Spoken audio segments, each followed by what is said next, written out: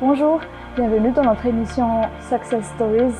Aujourd'hui, nous avons le plaisir d'accueillir Monsieur Jean-Luc Ramamondiarsou, DG du FMFP. Une personne impliquée et engagée dans son travail, il est aussi passionné du développement du capital humain malagasy. Il va nous présenter brièvement le FMFP, puis comment évoluer dans le monde professionnel, mais aussi donner quelques conseils pour les étudiants des entreprises. Il va également nous raconter son secret du succès. Restez jusqu'à la fin. Je m'appelle Jean-Luc Ramamondiarsou. J'ai maintenant à peu près 20 ans d'expérience professionnelle, dont 19 ans en tant que DRH et 1 an en tant que DG de société. Alors, mon parcours, disons que je suis un littéraire. Donc, bravo pour tous les littéraires. On peut évoluer dans le monde de l'entreprise. Je suis un littéraire, j'ai fait un bac Série A. Ensuite, j'ai fait une licence en histoire à l'Université de Picardie à Amiens. Ensuite, j'ai poursuivi en sciences politiques où j'ai obtenu un diplôme des études en sciences politiques à Paris. Mon parcours à Madagascar a commencé dans une société qui s'appelle Kubama. Alors, je ne sais pas si vous connaissez, qui fait Moufré après. Donc, de Paris, j'ai été plongé directement à Dalmaniel, donc à 18 km à Bansilapé, où il fallut mettre en place une structure RH. Après 1 an à Dalmaniel, je suis revenu à Tana, et c'est là que j'ai commencé à travailler pour une société qui s'appelle Antaris, devenue Orange maintenant. J'ai conduit le changement de marque vers Orange en 2006. Après Orange, je voulais replonger vers ce qu'on appelle plus de pragmatisme, plus de terrain. Et donc, je suis parti en tant que DRH de QMM Madagascar à Fort-Dauphin. Un véritable défi parce que c'est une société à monter de toutes pièces. Les recrutements, tout ce qui tourne autour de la société, le village, les écoles, l'hôpital, tout ce qui tourne autour des ressources humaines. Donc, à la fin de mon parcours à Fort-Dauphin, je suis revenu à Tananarive où j'ai monté une boîte de consulting. J'ai fait du consultant pendant 1 année et c'est comme ça que j'ai rencontré le chemin du propriétaire et patron de Telma, Asnan Ridji. Donc j'ai intégré le groupe Telma en tant que DRH où j'avais pour mission de fusionner la RH des 3 sociétés, Telma Mobile, Telma Fixe et Move. Et en 2015, j'ai évolué au poste de DRH du groupe Action, donc, qui chapeaute tous les groupes, incluant Telma, Juvena et tout ce que vous connaissez du groupe Action.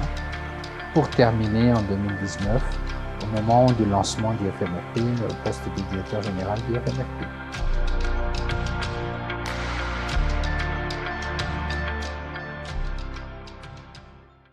Le FMFP, c'est Fonds malgache de formation professionnelle. Donc, en Ténikasia, Taïr Famati Mboula Malakasi ou Fampifana Nampias. C'est une association reconnue d'utilité publique qui a été créée par les partenaires sociaux. Donc, le groupement de patronat, GEM, FIFPAMA, SIM, etc. et les syndicats, le 7e Confédération des travailleurs, appuyés par l'État. Donc 3 ministères, ministère de l'Éducation nationale, l'enseignement technique et professionnel, MICA, ministère de l'Industrie, du Commerce, de l'Artisanat, et ministère de l'Éducation, de la Finance et de l'Économie. Donc nous, notre travail, c'est d'aider les entreprises à structurer la formation de personnel, la qualité de cette formation, le contenu de cette formation, le montant, la budgétisation de cette formation. Et si le montant qu'ils ont mis dans leur cotisation n'est pas assez, nous rajoutons par un fonds avec notre bailleur de fonds, donc l'AFT aujourd'hui. Donc notre travail, c'est vraiment ça. Je pense que la formation est la seule solution au problème. Il y a bien sûr la question financière, il y a bien sûr toute autre question, mais au final, le contexte change. Tout change, la technologie change. Donc la formation permet d'acquérir le savoir nécessaire à évoluer dans son contexte. C'est pour ça que la formation, je trouve que le Fonds malgache de formation professionnelle est le dernier né des fonds de formation. On existe sur plus de 80 pays. Le premier, c'est aux États-Unis, en France, partout ailleurs. Donc, ces pays-là ont bien compris que c'est important la formation universitaire. Mais une fois arrivé dans le monde professionnel, c'est la formation professionnelle la solution. Sinon, on va apprendre par nous-mêmes, puis on va se former peut-être pas aussi bien, pas à la bonne formation, etc. Donc c'est pour ça que la formation professionnelle est un élément central du développement de l'entreprise.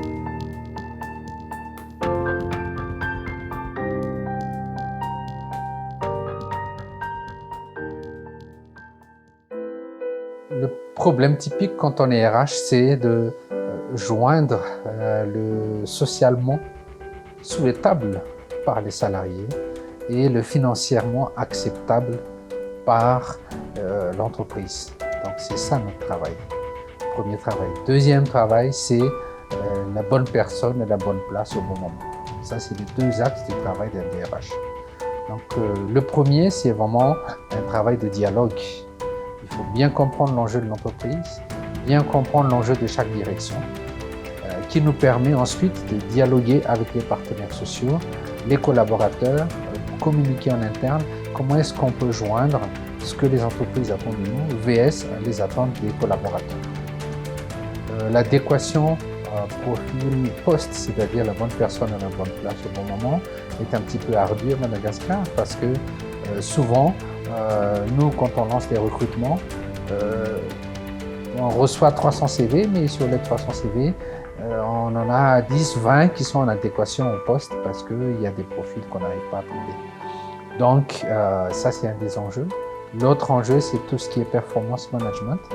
Comment faire en sorte à ce que les performances des collaborateurs sont en ligne avec les performances entendues par l'entreprise. Donc, c'est beaucoup de procédures, des indicateurs à bien ajuster puisqu'on parle de ressources humaines. L'important, c'est que les ressources humaines comprennent ce qu'on attend d'eux et qu'on puisse évaluer ce qui n'a pas été atteint pour qu'on, derrière moi, on puisse former. Et enfin, l'aspect inévitable de la RH, c'est tout l'aspect séparation. Que ce soit la démission, le licenciement ou la rupture amiable. Là, c'est des aspects très, très juridiques. Il faut bien maîtriser le code du travail parce que les règles du jeu sont figées et on ne peut pas faire des listes de forme, des listes de fonds en matière de dispositions légales. Donc, voilà, grosso modo, les enjeux quand on fait notre procédure.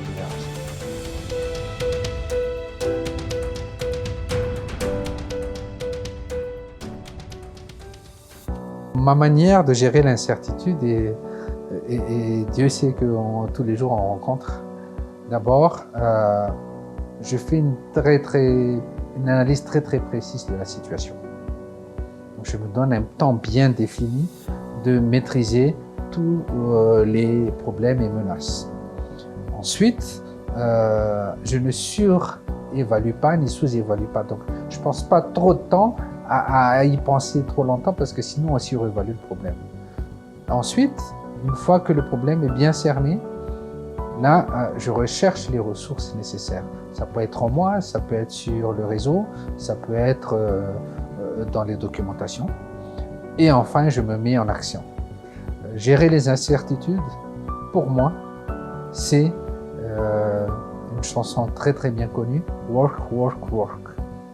Plus on travaille, plus on prend de l'assurance en soi. Donc, plus je me mets en action, plus je réduis l'incertitude. Et peut-être que je vais me tromper, mais quand je me mets en action au fur et à mesure, je réduirai la dose d'incertitude.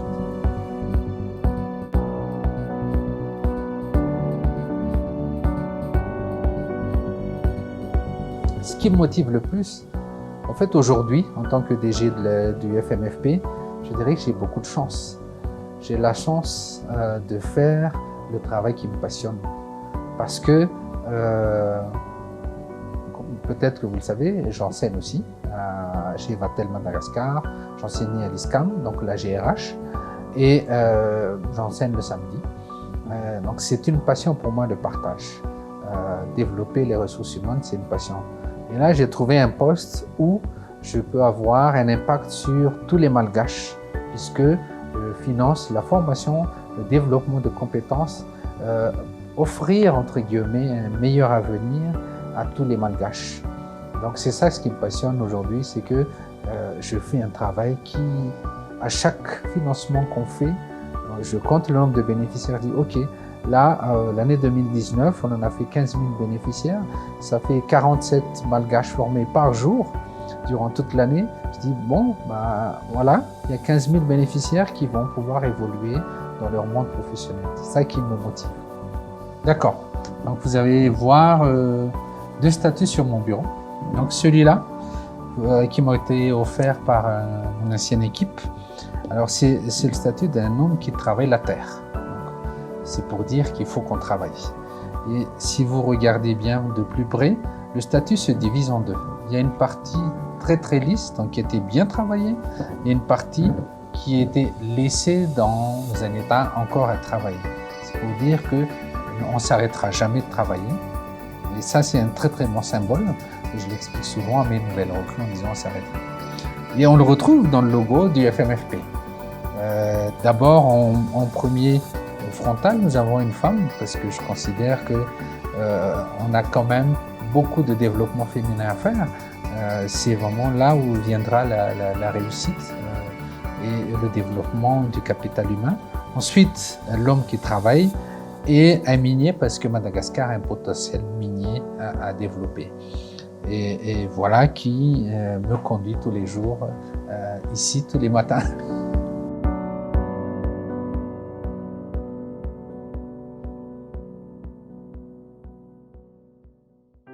Le réseau est très important à deux niveaux. D'abord, pour le présent. Pour le présent, le réseau vous permet d'avoir des points de vue d'experts dans votre domaine. On n'est jamais expert de son domaine, le contexte évolue, donc avoir un réseau d'experts vous permet de s'appuyer sur ces réseaux d'experts-là et qui vous permet de vous ajuster sur votre plan d'action. Donc c'est très important sur le présent. Un réseau aussi, c'est important dans le présent parce que au fur et à mesure que vous travaillez, vous allez construire un réseau qui sont dans votre ère professionnelle, qui font le même travail que vous. Et donc, quand vous avez des problèmes dans ces domaines-là, c'est eux qui vont débloquer la situation. Ensuite, un réseau, c'est important pour le futur. D'abord parce que ces personnes avec qui vous avez travaillé sur le long terme, qui sont en contact de vous, vont commencer à vous connaître, à vos valeurs, vos comportements professionnels. Et donc, ce sont des personnes qui vont vous recommander dans vos ambitions et évolutions de carrière future. Donc, je dirais que c'est très important le talent, mais avoir un réseau qui vous font confiance, sur qui vous pouvez compter et sur qui vous pouvez aussi qui peut vous recommander, c'est très important.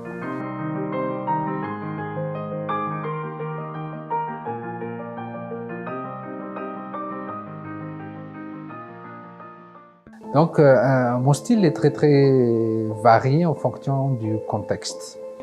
Je dirais que, par exemple, pour le FMFP, lors du lancement du FMFP, donc moi, je viens du monde de l'entreprise.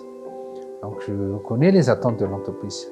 Le FMFP a pourtant trois types de financement de formation. La formation professionnelle des salariés, la formation pré-emploi, donc ça c'est pour les jeunes, et surtout, la dernière partie importante aux yeux de nos bailleurs, la formation de type équité, donc pour l'informel. Quand on a lancé le FMFP, on devait écrire les procédures sur ces trois aspects-là. Et moi, je me suis entouré d'experts. Donc moi, pour l'écriture des procédures, j'ai juste donné les axes de travail. Je dis, pour la partie formation professionnelle, voici ce qu'on doit verrouiller. Après, en place, voici ce qu'on doit verrouiller. Et pour la partie équité, comme c'est nouveau pour moi, je vous laisse écrire les procédures.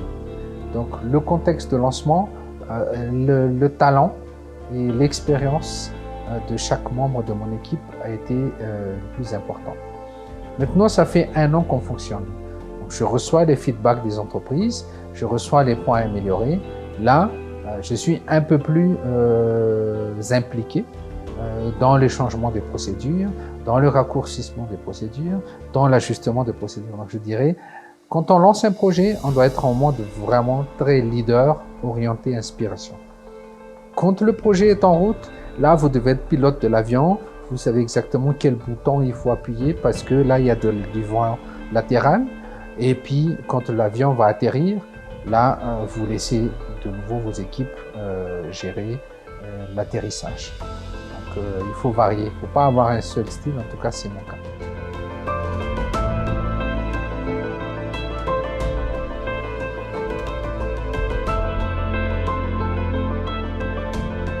J'ai toujours l'habitude de faire ce qu'on appelle un plan de travail annuel, un plan de travail semestriel. Et donc, quand on fait notre plan de travail, on hiérarchise les tâches. Très important, moyennement important, faiblement important. Donc, tout ce qui est très important, on va vraiment travailler en équipe. C'est que les talents de chacun doivent contribuer. Moyennement important, là, je délègue et je regarde le résultat. Ça permet à l'équipe aussi d'apporter leur innovation, d'apporter aussi leur savoir-faire.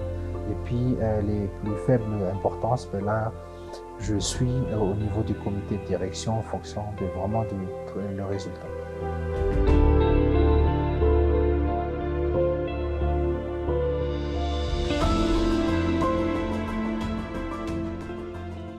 Moi, je suis, disons, du matin. Parce que je me réveille très très tôt. Je dois m'occuper de mon fils, donc je prépare son petit déjeuner. Ensuite, moi je suis mentor, peut-être que vous le savez, je suis mentor dans un groupe qui s'appelle My Job Class. Donc je dois publier mes confidences d'actionnaires vers 5h, 6h du matin. Ensuite, je fais un peu de sport.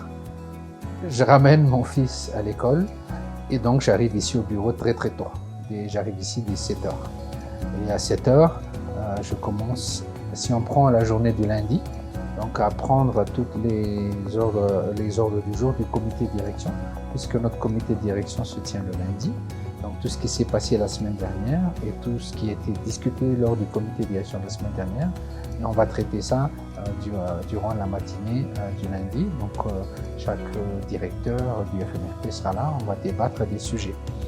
Ensuite, l'après-midi, je fais un point avec la présidente du conseil d'administration pour avoir un petit peu une vue macro du point de vue de l'entreprise, donc Madame Nour Devamon-Dierson. Et ensuite, je fais un point avec mon bailleur de fonds, qui est l'AFD. Et enfin, j'enchaîne avec des réunions one-to-one avec chaque directeur où on rentre sur des sujets de fond à traiter qu'on n'avait pas vu rapidement le matin. Et je termine la soirée, donc mon fils arrive ici. Je suis son devoir et on rentre ensemble. Voilà.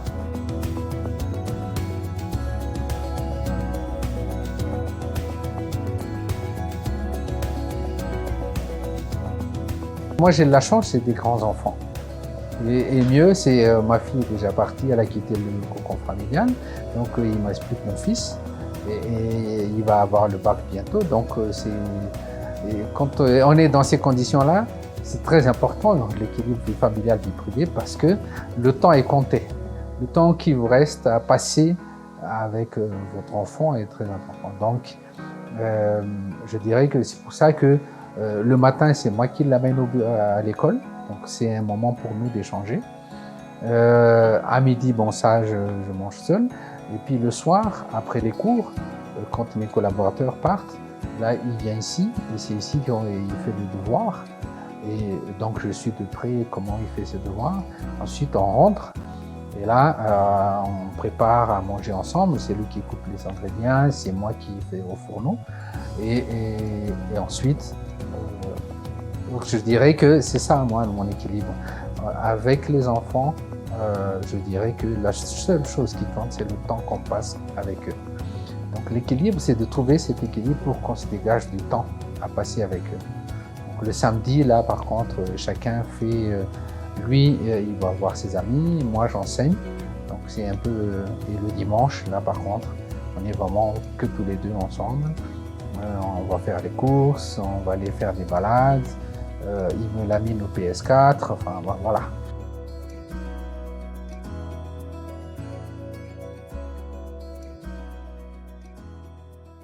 Le succès et la réussite, c'est deux mots, et si vous permettez, je distingue bien.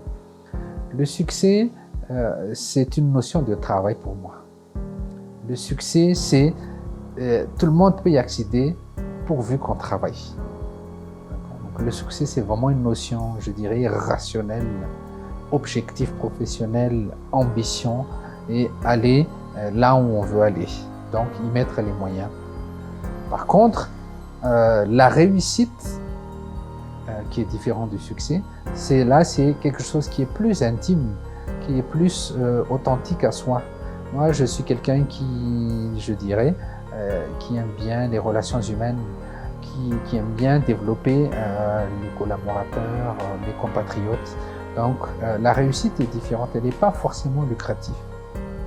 Elle n'est pas, c'est pas une notion de qu'est-ce que ça me rapporte, c'est une notion de qu'est-ce que j'ai fait en ce qui me concerne, qu'est-ce que je fais, combien de personnes j'ai pu développer, à aider et supporter pour évoluer. Donc ça, c'est la réussite. Plus il y en a, c'est ça que j'appelle la réussite.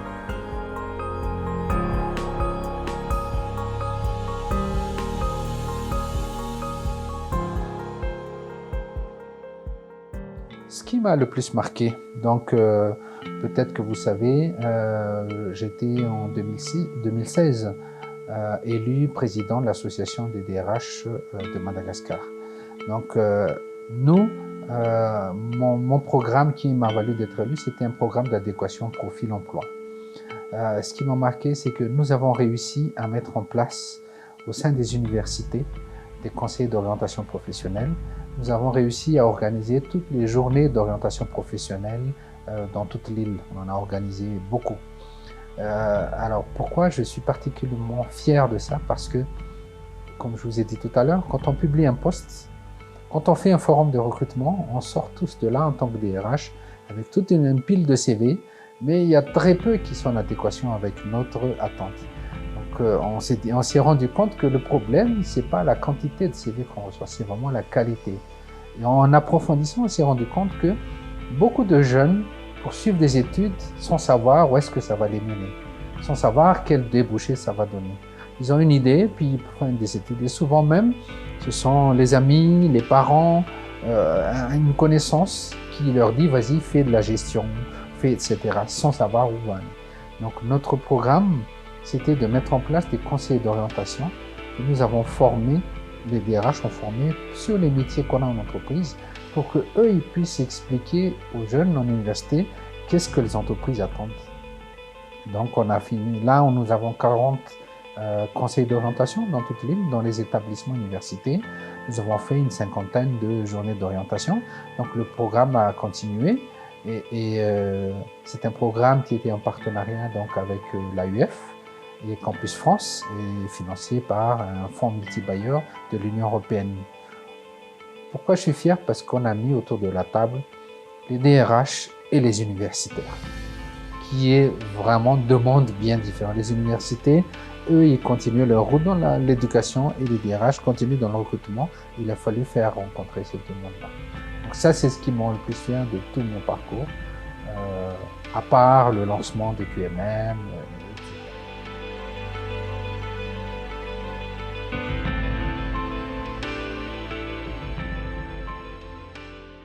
En fait, il faut commencer viser très haut dès le début. Après, on n'a pas tous les moyens de viser très haut, donc il faut dépasser, il faut aller très vite sur les postes. Ce que je pense, c'est que l'avantage, quand on est vraiment passionné dans son travail, on va aller plus vite que les autres. On va vraiment avoir cette envie d'avancer très vite. Alors que quand on n'est pas dans un travail qui nous passionne, ben on va plus attendre que ça vienne, et puis on sera pas créatif, on va pas trouver des solutions, puis on va, bon ben là je vais y aller calmement, on va pas y mettre beaucoup d'énergie.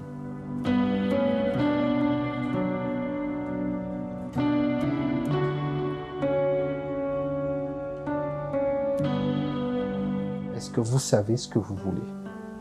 Est-ce que vous savez dans quel poste que vous visez? Parce qu'autrement, c'est le contexte qui va vous driver. Il faut que c'est vous qui drivez le contexte. Donc, pour évoluer, il faut savoir ce qu'on veut.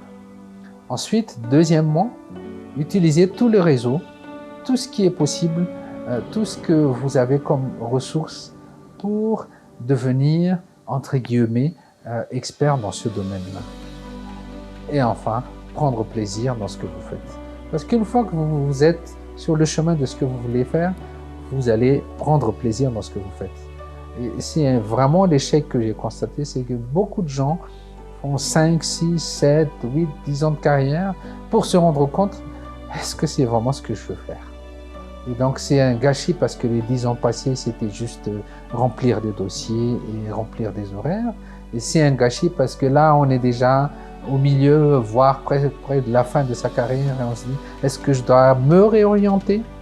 C'est presque impossible, mais c'est un gâchis parce que plus vous allez continuer, plus vous allez être démotivé.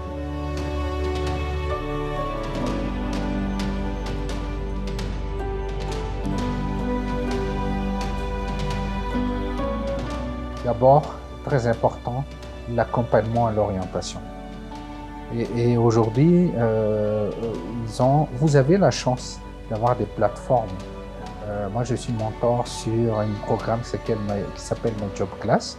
Donc, c'est une plateforme qui fait rencontrer les jeunes avec les professionnels qui sont dans les métiers qu'ils souhaitent.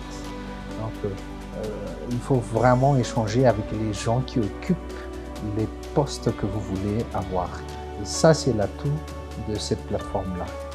Deuxièmement, allez sur LinkedIn, regardez ceux qui occupent le poste que vous souhaitez faire et essayez de rentrer en contact avec eux, développer le réseautage et puis ne pas attendre la fin des études pour commencer à faire des stages, à rentrer dans le domaine que vous souhaitez.